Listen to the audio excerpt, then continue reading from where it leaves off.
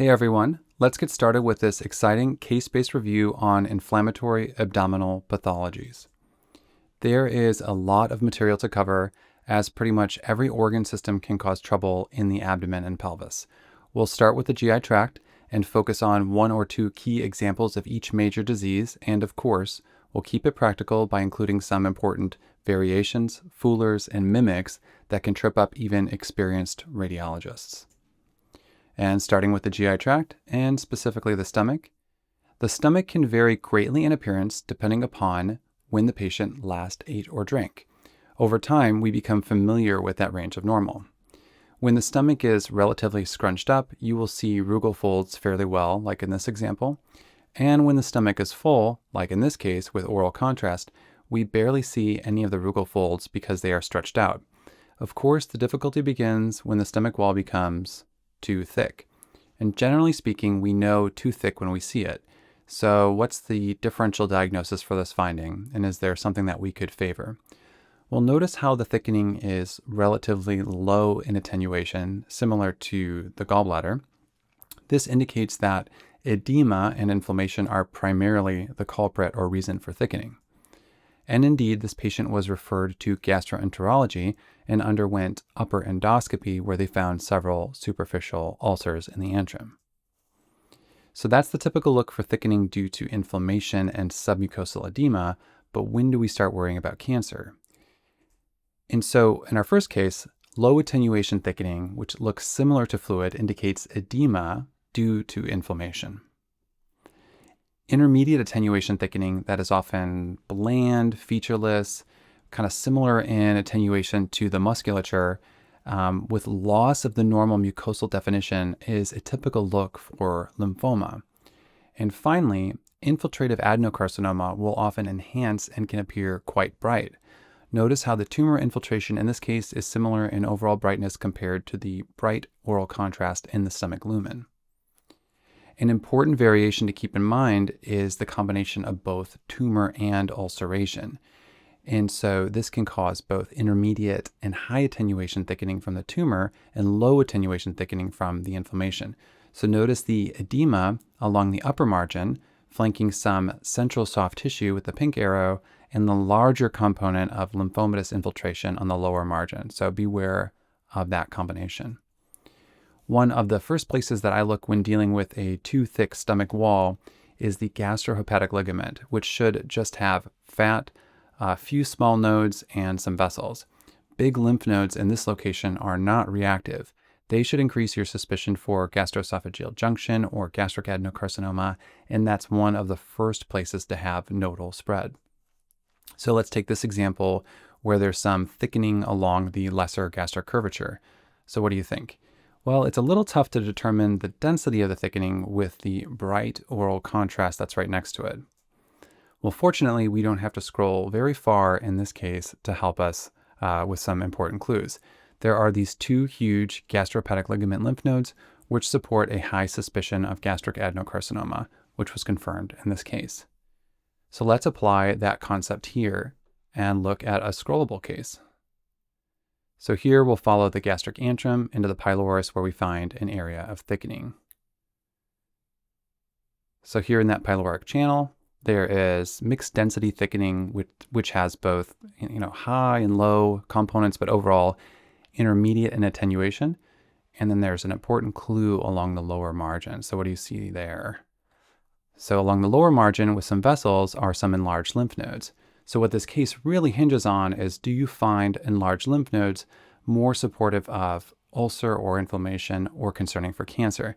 So lymph nodes are a very suspicious finding in the setting of thickening and really raises the suspicion for cancer, and indeed this was a pyloric adenocarcinoma. But let's get back to gastric inflammation now and discuss what happens when a gastric ulcer perforates. And so we'll start scrolling through this case. In the upper abdomen, there is fluid and free air. And the stomach wall is characterized by this pronounced mucosal hyperenhancement and really thickened submucosal edema. And it looks like there's a defect here along the lesser curvature, but I think we can sort that out a little bit better on coronal. So let's take a look at that. Scrolling through the coronal images, along that lesser gastric curvature, we see a clear defect, an ulcer crater here with perforation, indicating perforation of a gastric ulcer. GI pathology can be relatively easy to overlook on flank pain CTs because we're tending to focus on renal stones and renal obstruction, but it's really important to try to perform as complete of a search pattern as possible. And so this case, a couple images down from the upper abdomen. If you're not looking carefully, you might miss this free air anteriorly. And scrolling back and forth a little bit, we can find a potential defect here in the region of the antrum. And so this patient went on to a gram patch repair. And so as a reminder, perforated ulcers are treated with gram patch repair, which involves closing the defect with a patch of omentum. And you can see on this follow-up endoscopy how nicely that ulcer has healed. For patients with a history of gastric bypass, there is a very important site of ulceration to keep in mind. And it can be, again, fairly easy to scroll right past those important findings, but let's focus on the upper abdomen here. So we have postoperative changes of gastric bypass. Here is the gastric pouch. Here's the excluded stomach. And here is the gastrojejunal anastomosis. So let me scroll a little bit farther. Right at the anastomosis, you see a couple dots of air and some stranding and inflammation, but admittedly, it's a little difficult to sort out. However, very concerning given that there's free air in the upper abdomen. The sagittal image helps us to sort out this anatomy. I think this is a really important view when looking at these patients and looking at the gastrojejunal anastomosis. So here is the gastric pouch, and the anastomosis is right here. And along that anterior margin, we have stranding and free air from a marginal ulcer. So marginal ulcers occur on the jejunal side of the gastrojejunal anastomosis, and of course can start as non-perforated areas of stranding and inflammation. So really carefully look at that area for patients presenting with pain or even as an incidental finding. And in this case, there's both free air and that subtle stranding that we pointed out. For our last gastric case, we have a particularly striking case of gastric wall thickening. So really quite pronounced, quite impressive, diffuse thickening and mucosal enhancement of the stomach. This patient had serum gastrin levels 5 times the upper limits of normal. So this is a case of Zollinger-Ellison syndrome, and clearly somewhere in there is a gastrinoma causing trouble for this patient. And now it is time to go antegrade to the duodenum. I want to give you a few tips for evaluating duodenal ulcers. Remember that if the first portion of the duodenum perforates, which is the most common, you will have free intraperitoneal air. But if the second or third portions perforate, you can have retroperitoneal air, although sometimes the air and fluid can dissect through multiple planes. And the ulcer craters and defects are often hard to see after perforation, but oral contrast can often help. Let's start with a non-perforated ulcer, and these can be subtle and overlap with a few other diagnoses that we'll touch on as well.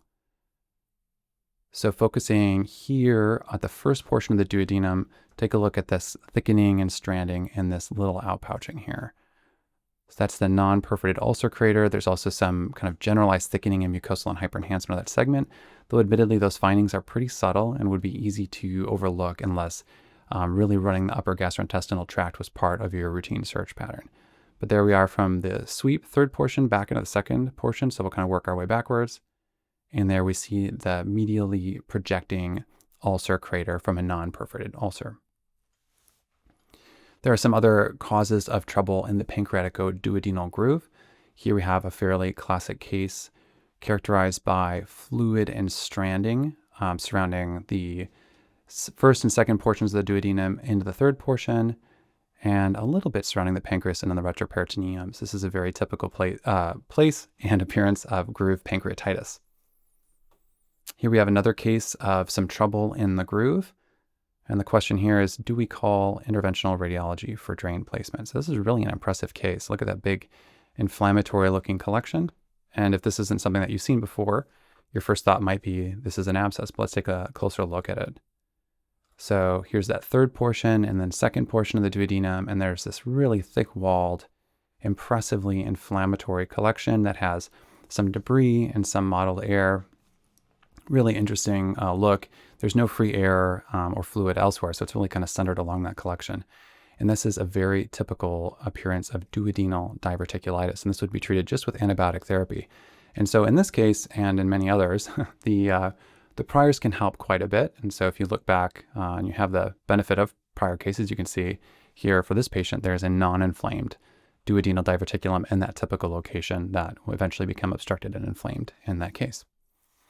For gastric, pyloric, and proximal duodenal ulcers, you may not always see the ulcer crater well, but there is a characteristic pattern of free air, such as in the upper abdomen and in front of the liver, in and around the gallbladder fossa and associated fluid to help you focus your search in the upper gastrointestinal tract. So let's take a look at an example of a perforated ulcer. And so here in the upper abdomen, we're already greeted with free intraperitoneal air and some fluid surrounding the liver. There's oral contrast in the stomach, and here, when we get to the pylorus and into the first and second portion of the duodenum, it looks like there's a kind of a longer segment of thickened bowel with submucosal edema than we would typically expect. There's a couple of these interluminal filling defects, which could reflect blood products. And then along the lateral margin, there's this subtle irregularity. We can see that a little bit better on coronal, which we'll scroll through now.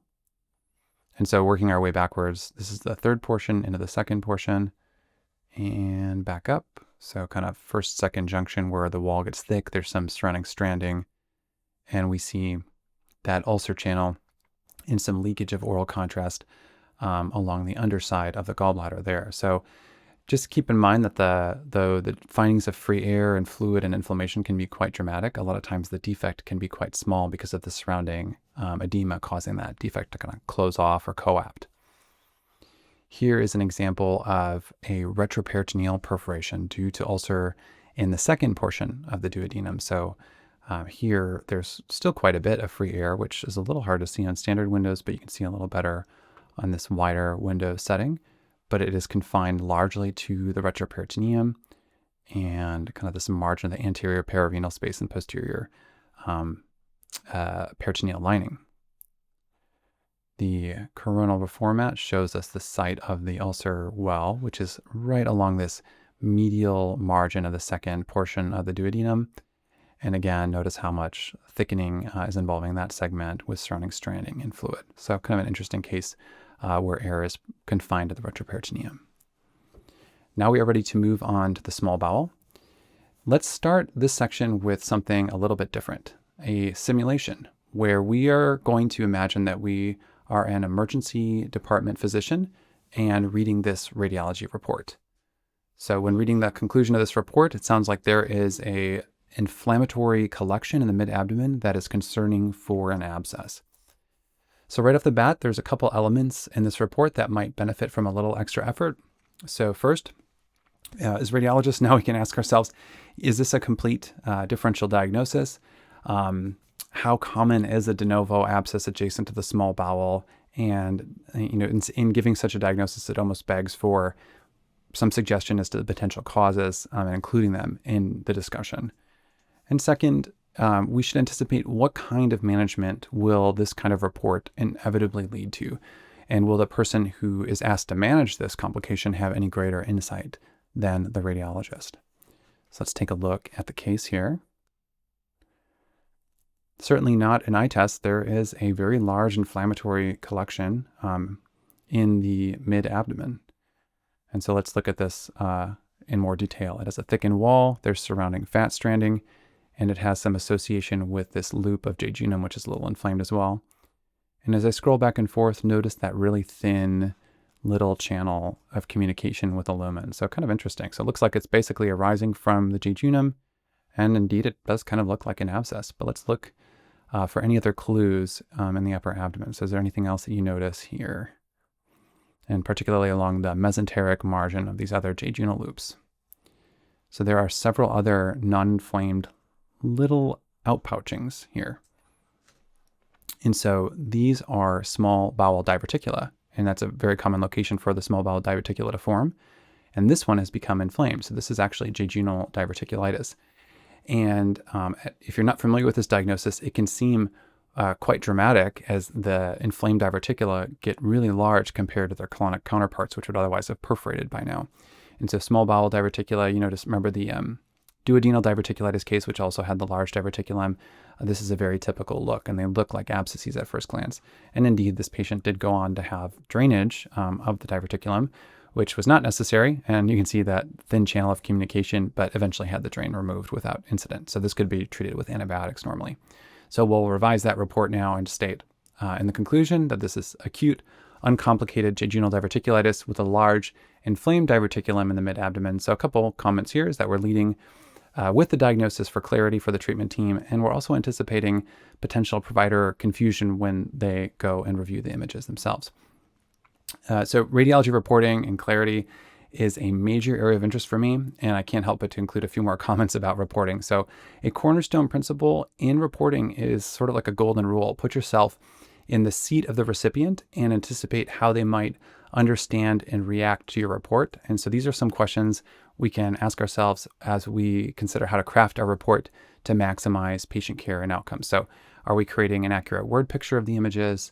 How would I react to reading this report without seeing the images, which is really difficult to do and think of clearly.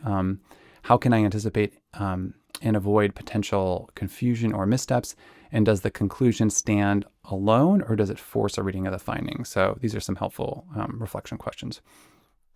So now we're going to move back to the cases and talk about a mimic or a mystery case here of another patient with an inflammatory collection associated with a small bowel. So here it is in the left abdomen. You can see it's causing this fusiform inflammation of the rectus abdominis muscle, and sagittal provides a lot of helpful insight into this collection. And so now we can see this linear defect in the collection, as well as or linear density rather within the collection, as well as its relationship to the rectus abdominis muscle. And this is a case of fishbone perforation. So there are things that go perforate in the night, and maybe you're aware of these, maybe you're not, and they generally look like linear densities. So we saw the fishbone case. Chicken bone, sometimes you can see the medullary cavity in grill brush bristles, specifically the metal ones, can look like little densities or even vessels on CT. So being aware of those is quite helpful, especially because these can be relatively subtle but make a big difference in management. All right, now we're ready to move on to the large bowel. For this first case, we're going to focus on a patient with right lower quadrant pain and highlight the value of identifying our key anatomic landmarks when you're dealing with a bunch of inflammation, stranding, and fluid, as in this case. So scrolling up and down, probably started kind of wondering where to start. The cecum is distractingly full of bright material. There's some densities here, there's fluid, and there's stranding. And so with these cases, even if I'm already pretty sure about the diagnosis, as you know, this looks like a case of perforated appendicitis probably, it's still really helpful to go through and check through your anatomic landmarks. So here is the ascending colon, here's the cecum. It's rotated a bit and sort of medial, which you can see due to variable posterior peritoneal attachments. And here's the terminal ileum coming in and plugging in a little bit kind of towards the back of it, okay? From the cecal base, we can scroll and find this retrocecal appendix, which has this dense appendicolith that's causing obstruction, and another cylindrical appendicolith in the middle of it, and this area here of incomplete or kind of defect of the mucosal enhancement. So that indicates the site of perforation. There's a few dots of air outside of the lumen, and then all of this inflammation and the posterior peritoneal reflection. So kind of localized right lower quadrant peritonitis with this perforation. And finally, appreciating some of these enlarged and reactive ileocolic lymph nodes, which are fairly common in this setting. For large bowel diverticulitis, we'll try to focus on a couple interesting cases. And so these are the places where it can occur. You might be surprised to see this appendix one. I promise I'll show you a great case. But we'll keep in mind to look for early signs of perforation, other complications. We won't be fooled by mimics, which we'll also cover. And remember common sites of fistulization, including the bladder, vagina, ovaries, and other sites of bowel, either colocolonic or coloenteric. So here is our first patient, a case of cecal diverticulitis. And this is just one to be aware of, in that it can sometimes be a mimic of appendicitis, especially if you don't confidently see the appendix, but here we can find it clearly enough in the right lower quadrant. These can become a little bit larger and more impressively inflamed than perhaps the ones we typically see in the sigmoid colon. And if you look carefully, often you will see other non-inflamed diverticula as well. Here is another case of right lower quadrant pain with a different version of diverticulitis. And as promised, so let's take a look. There's a bunch of diverticula here in the cecum. Here is the terminal ileum. I'm scrolling down just a little bit farther. We can see the appendiceal orifice right there. And I'll scroll right into the appendix. And you can see that inflamed diverticulum there. And I'll show you on coronal as well. Okay, so back to our anatomic landmarks. Ascending colon, cecum, terminal ileum's coming off right there, okay? And appendiceal base is right here. And you can actually see a little tiny non-inflamed diverticulum there at the appendiceal base. And then as we scroll forward, oh, there's even another one right there. And as we scroll forward, we get to the inflamed diverticulum. So this is a case of appendiceal diverticulitis. Kind of unusual, but does come up from time to time. Now let's talk about a case when something that looks like inflammation at first glance now becomes suspicious.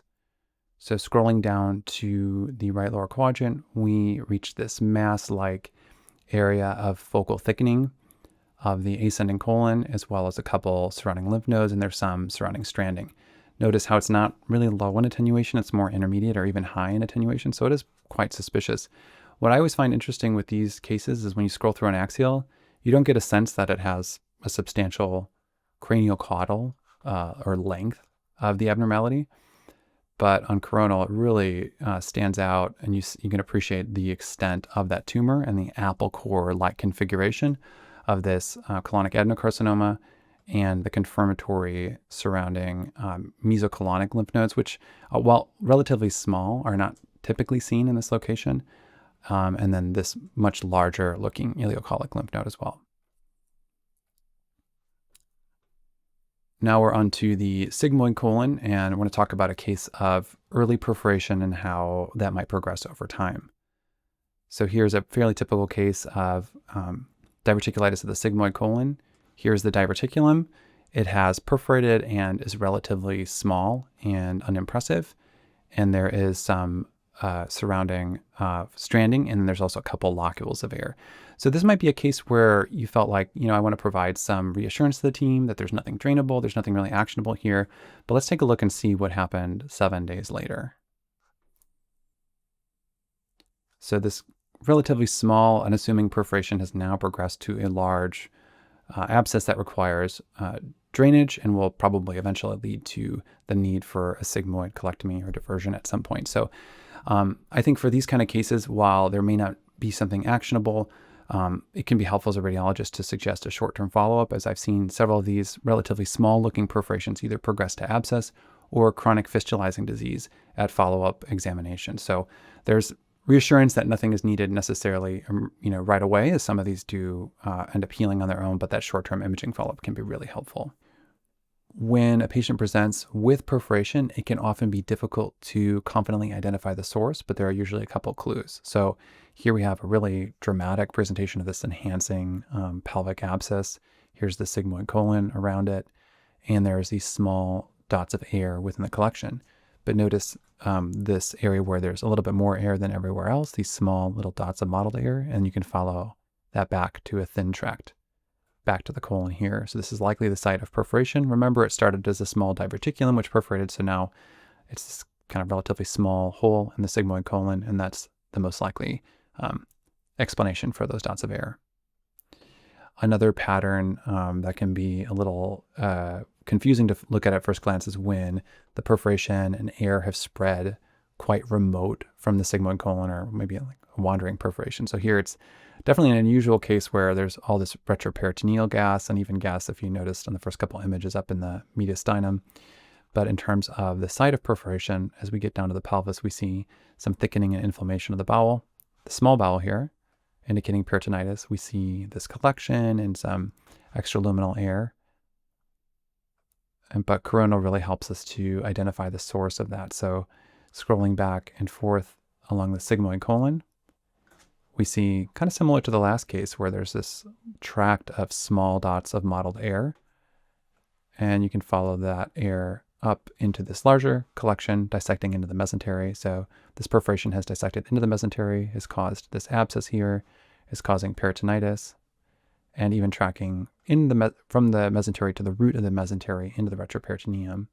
So an interesting presentation, but not an uncommon one to see that a perforation of the sigmoid colon and the diverticulum is causing inflammation that is much more impressive remote from the sigmoid colon than the actual site of perforation. But just keeping in mind that you need to carefully interrogate the sigmoid colon or the most likely sources of the perforation in order to actually find them and confidently make the diagnosis. A couple of mimics to keep in mind for diverticulitis include epiploic appendagitis, omental infarct, foreign body perforation, which we've already talked about, and ischemic colitis, which we'll cover a little bit later. So let's give 2 cases of the angry apron or omental infarction. So this first case is in the right upper quadrant, and there's this sort of ill-defined area of stranding. So just kind of keep your eyes on that for a moment as I scroll back and forth, and you will see maybe that squiggly little vessel that has become thrombosed here and caused that omental infarction. So a lot of times you'll see the implicated vessel, it'll stand out leading into that area of stranding. These are often a spontaneous finding and do more commonly occur in the right abdomen, right upper quadrant, kind of overlying the ascending colon or flexure, but they can also occur in other locations such as this one here where there's more band-like haziness and stranding of the omentum. This is also a spontaneous omental infarct. So just an important diagnosis to be aware of. I think you can even see a couple vessels of that linear density within it. The more common scenario that at least I encounter this diagnosis in is a patient such as this one who is post-op. So this patient had a partial pancreatectomy and has postoperative abdominal pain. And just look at how the majority of the omentum has all of this stranding.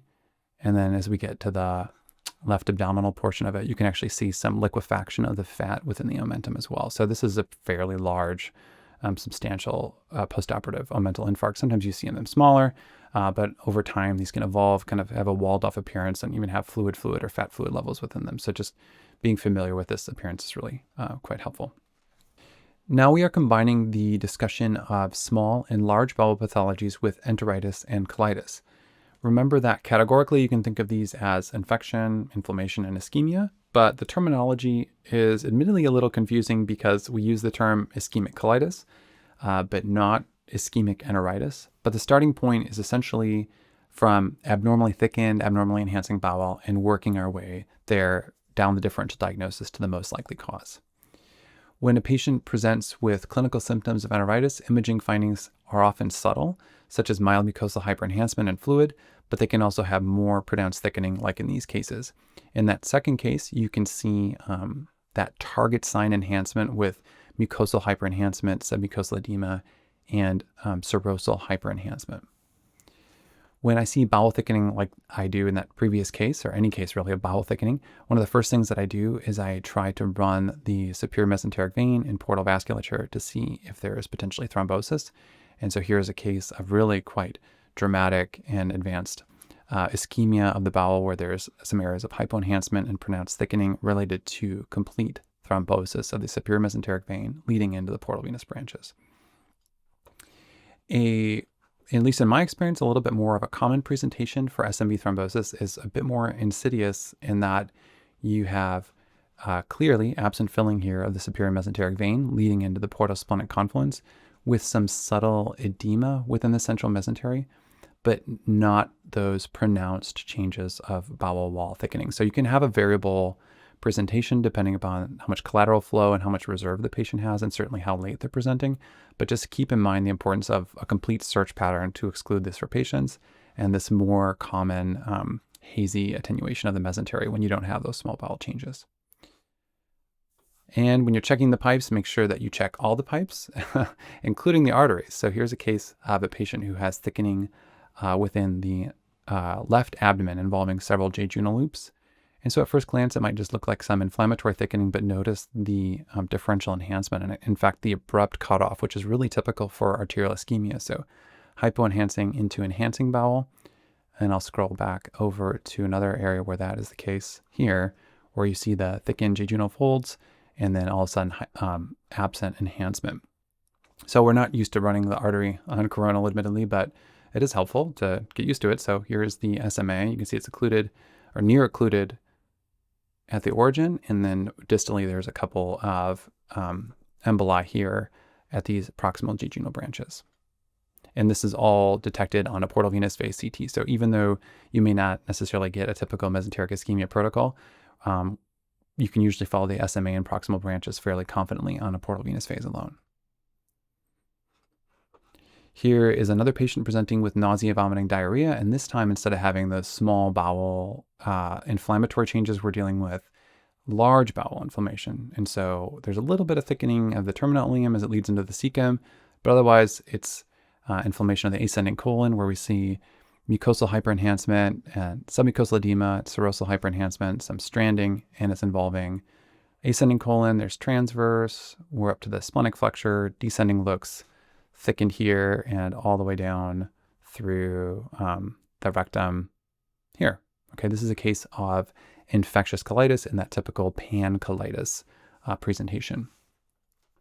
This is a patient presenting with bright red blood per rectum and an abnormally thickened colon, but this time it's in a more limited distribution. So let's look here at the transverse colon, which looks relatively normal, and then we're going to follow that to the splenic flexure. It starts to get a little thick there, and now it's kind of at its maximal thickness where there's really pronounced edema. We can see the coapted mucosa there, and we'll follow that down, and it kind of fades away in the sigmoid colon, not nearly as thick. So kind of proximal sigmoid colon starts to normalize. This is a very characteristic pattern of ischemia in the IMA distribution. This is a case of ischemic colitis, and specifically this is non-occlusive mesenteric ischemia or ischemic colitis related to transient hypoperfusion in this kind of watershed distribution. So that covers infection and ischemia, but now let's move on to inflammation, and we'll specifically talk about Crohn's disease and ulcerative colitis now. When you are evaluating for Crohn's disease, you need to keep in mind a few key imaging features. First, the most common location is the distal and terminal ileum.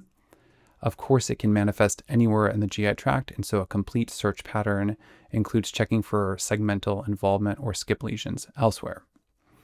Crohn's disease tends to form strictures, which can result in partial obstruction and upstream dilation.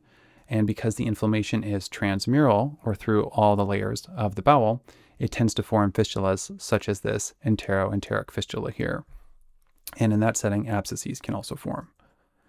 Ulcerative colitis, in contrast, starts at the rectum, is confined to the mucosa, and results in continuous inflammation that eventually involves the entire colon. The terminal ileum is only involved with backwash ileitis. These patients have a particularly high risk of developing colon cancer, which can reach about 3 to 10% risk after 20 years with the disease. But because the disease is confined to the colon and rectum, total proctocolectomy is considered curative and removes the cancer risk. An important hepatobiliary association with ulcerative colitis is primary sclerosing cholangitis, which can occur with either UC or Crohn's disease, but is more common with UC. And 75% of patients with PSC will have coexisting UC. So thinking back to that classic differential, there are specific features that can help us propose the most likely cause of colonic thickening in many cases. For infectious causes, we usually see pancreatitis with an acute presentation of nausea, vomiting, and diarrhea. For inflammatory bowel disease, it starts at the rectum and goes retrograde. There's loss of colonic wall features. You might see some larger mesocolonic lymph nodes, and there's more of a subacute presentation. And for ischemic colitis, it occurs most commonly in the left colon in an IMA distribution from the splenic flexure to the sigmoid colon and presents with acute bright red blood per rectum. Now we're ready to move on to other causes of inflammatory enteritis, which we will review in a more rapid-fire fashion. The small bowel can only do so much when it's in distress, and there are so many diagnoses that have overlapping imaging features, as you can see here. The associations are often what helps the most, such as ACE inhibitor use for angioedema, chronic symptoms with peripheral eosinophilia for eosinophilic gastroenteritis, systemic inflammation such as fevers, rash, inflammatory biomarkers for vasculitis.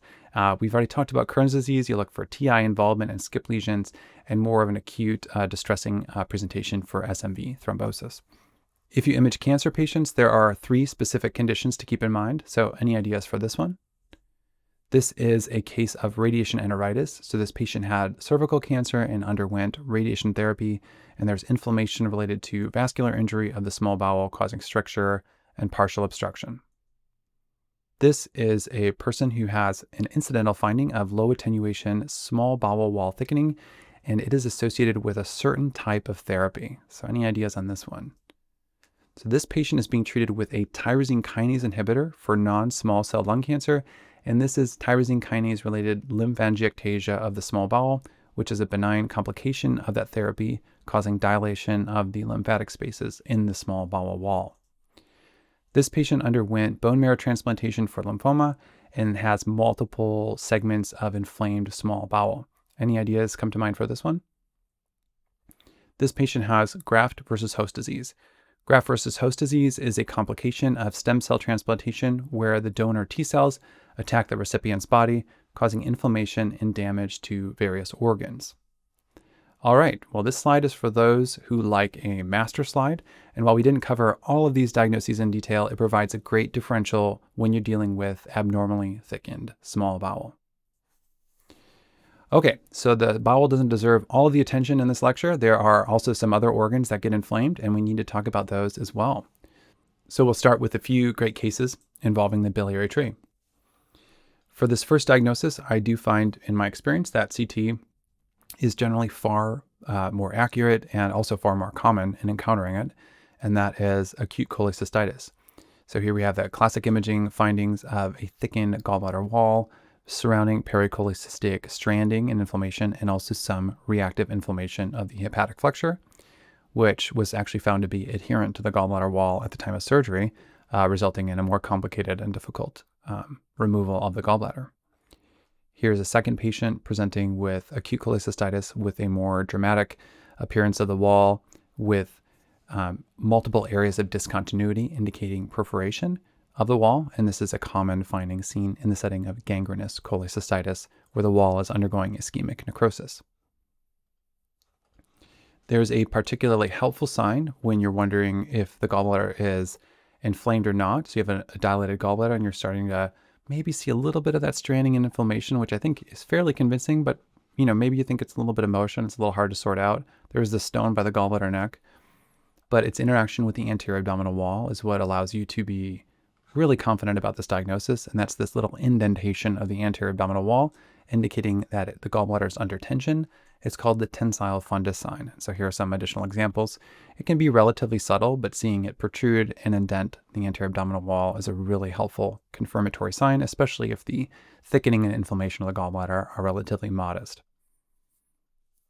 Here's another case of inflammation that's involving the biliary tree, but not related to acute cholecystitis. And so in this case, we have inflammation here in the hepatic hilum where there's thickening of the common bile duct, common hepatic ducts, and even into the intrahepatic ducts, and also some thickening of the gallbladder. And so here's that appearance on coronal where normally the common bile duct wall is relatively thin. We can see there's long segment thickening.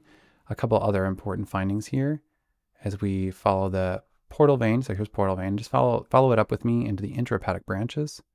So the left branches look okay, but notice how the right branches here disappear. So there's actually thrombosis of some of the right intrahepatic branches of the portal vein. In terms of evaluating the cause, this is admittedly a tough one, but if you look carefully, sometimes you'll be rewarded. Here is a fairly clear looking stone in the distal common bile duct. So this is a case of choledocholithiasis, cholangitis, and septic thrombophlebitis.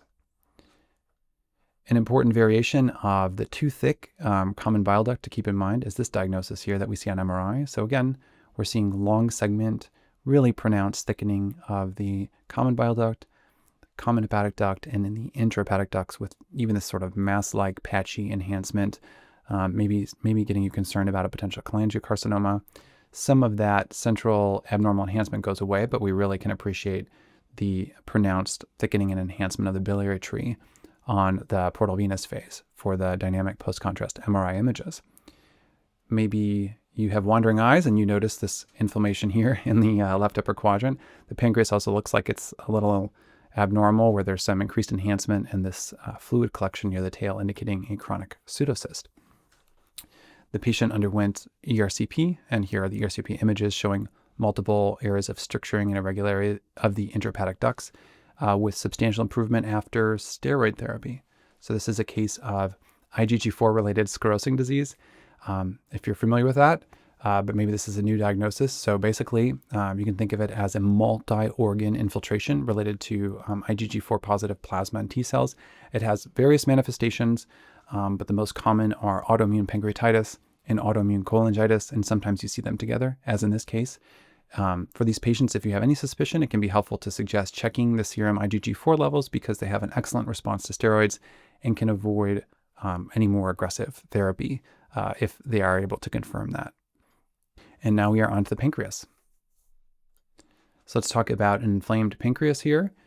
We'll start with noticing some of the pleural effusions, the ascites, and all of this peripancreatic fluid and stranding.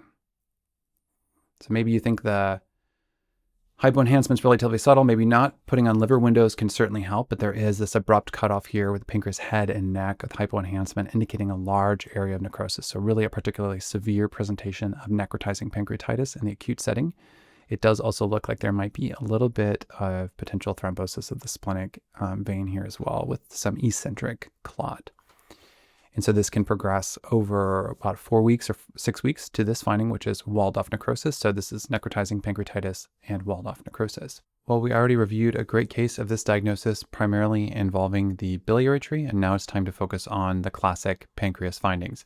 So there's diffuse enlargement of the pancreas with more subtle peripancreatic stranding, a little bit of a fatty halo surrounding the pancreas, and a sausage-like appearance of the pancreas. So let's look at other confirmatory findings. Here in the common bile duct, there's donut-like rind of enhancement, which you can see over a relatively longer segment. To better effect on the coronal images here, where you can see that long segment thickening and enhancement. This is autoimmune pancreatitis and cholangitis, which is IgG4 related and was confirmed with laboratory values. Now, not all stranding and haziness around the pancreas is related to inflammation. So we must be very careful and kind of know when we move from thinking about an inflammatory diagnosis to a neoplastic diagnosis. And these are both relatively young patients. And so this patient presented with upper abdominal pain. And indeed, at first glance, or even second glance, really, this looks like interstitial pancreatitis. The pancreas is enlarged. There's some haziness surrounding the pancreas. But there's one really important clue that can increase your suspicion. And so, yes, there are a couple of lymph nodes here, but watch the superior mesenteric vein as we scroll back up and notice that it becomes really narrowed, almost to the point of becoming slit-like. So there's this tiny little slit for the superior mesenteric vein, but as I scroll down, it opens up and then it becomes nearly occluded again. So that is a highly suspicious finding for extrinsic compression, and you can even maybe appreciate a little bit of strandy soft tissue along the root of the mesentery. And this is a case of infiltrative pancreas adenocarcinoma mimicking pancreatitis. This second case illustrates a couple other important findings to be aware of. First, we start by identifying these short gastric varices, which indicate occlusion of the splenic vein. And scrolling down a bit farther, we see the cause, which is this infiltrative mass of the pancreas tail extending towards the splenic hilum, involving the adrenal gland, causing a metastasis here, and then all of this characteristic perivascular spread of tumor surrounding the celiac axis and likely resulting in vascular narrowing. All right, now we're on to the kidneys, and we'll start with infection. The big thing you are looking for with pyelonephritis is renal enlargement and a striated nephrogram, which can be kind of subtle, but easier to see on coronal, and certainly easier to see when using liver windows, which helps those subtle differences in enhancement and attenuation to jump out. The other thing to look for is urothelial thickening and enhancement, which you can compare to the normal appearance of the other side in this case. And you might see isolated from parenchymal changes, which indicates ascending infection, but not necessarily seeing those classic abnormal striations of pyelonephritis. When there is concern of infarct or infection, it's usually not a diagnostic dilemma. So notice how in these cases, how punched out the infarcted segments are compared to the diminished but still preserved enhancement in the setting of pyelonephritis. Let's consider what happens when things get a little bit more complicated. So this is a patient presenting with clinical signs and symptoms concerning for pyelonephritis and has some more dramatic and advanced imaging findings of infection. So a lot of times when thinking about an abscess, we imagine a well-defined enhancing collection, but that's usually not the case in the kidneys. In the kidneys, we start to see these coalescing microabscesses. So we'll see these smaller collections coalescing into larger collections, and we might even see them kind of break through portions of the cortex and extend into the subcapsular space, as in the left lower renal pole. Other times we might just see some really fine areas of fluid attenuation, but these are all typical for either small, like kind of microabscesses or coalescing microabscesses, and a really typical appearance for a renal abscess and something to be aware of. And of course, we need to keep in mind when we start to think about other diagnoses besides infection and inflammation, even though at first glance, this kidney on the left here looks a lot like the last case. There's stranding, there's some fluid attenuation, there's abnormal enhancement. Let's see if there's any other features of this that might raise our suspicion. So one thing that's really important to do is to look on coronal, and let's make a couple observations. So first of all, these dilated cystic spaces kind of look like blown out calyces, but we don't see them communicating with the renal pelvis. And in fact, we don't really see the renal pelvis well at all. Additionally, in the upper renal pole, it does have a little bit of a mass-like appearance. And so let's look at the vasculature, because that can often be helpful for cases like this. And notice how the left renal vein tapers here at the hilum, but we can't really follow it centrally. And the renal artery, although it's hard to see because it is portal venous phase, we can see the left renal artery coming in and getting lost in this strandy soft tissue infiltration. So this is actually a case of invasive urothelial carcinoma with imaging features that sort of look like infection at first glance, but certainly have enough clues to indicate that something more than infection is going on in this case. An important variation that takes us back to infection is the chronically obstructed infected kidney that is filled with lipid-laden macrophages, and that is characteristic of xanthogranulomatous pyelonephritis. So here's that central obstructive staghorn or kind of near staghorn calculus, typical for the diagnosis, and this is treated with nephrectomy. And the worst of the infectious or inflammatory conditions of the kidney is this case here, which is more common in diabetic patients, called emphysematous pyelonephritis. And this is a life-threatening necrotizing infection that requires either, in mild cases, aggressive medical management and often urgent nephrectomy. So E. coli, Klebsiella, and Proteus are the most common organisms. Let's now cover a few important vascular pathologies. This first case is a large vessel vasculitis that affects the aorta and its major branches. And so here we see circumferential thickening and enhancement of the aorta, aneurysmal dilation of the upper abdominal aorta, some narrowing of the origin of the celiac axis, and scrolling back down just a little bit, there's actually occlusion of the superior mesenteric artery. And scrolling higher up, we see some involvement of the left subclavian artery, which is occluded, and then closer to the origin has circumferential thickening and enhancement. So this is Takayasu's arteritis. The second patient is presenting with a more dramatic acute presentation with active bleeding in the right abdomen related to arterial bleeding from pancreatic or duodenal branches. And we also see a helpful confirmatory finding for this diagnosis, which is abnormal dilation or aneurysmal dilation of the celiac axis and a dissection flap here. So this is a very typical appearance of segmental arteriomedialysis, which is actually the most common cause of spontaneous bleeding in a middle-aged male. And again, our first case was Takayasu's arteritis. An interesting mimic to keep in mind when you're seeing abnormal vascular thickening also involves the kidneys, but let's just focus on the aorta for now and not get too distracted by these dramatic kidney changes. So here's that other area of thickening here of the mid-abdominal aorta. But now onto the kidneys. Really impressive circumferential soft tissue thickening, infiltration of the hilum, and then notice these dilated calyces indicating renal obstruction. So really a dramatic presentation, and this is called Erdheim-Chester disease, which is a non-Langerhans cell histiocytosis that can have multi-system involvement, but typically involves the kidneys and vasculature. All right, well, we are on the home stretch with a few more cases to cover in the pelvis, and we'll start with this young female with pelvic pain.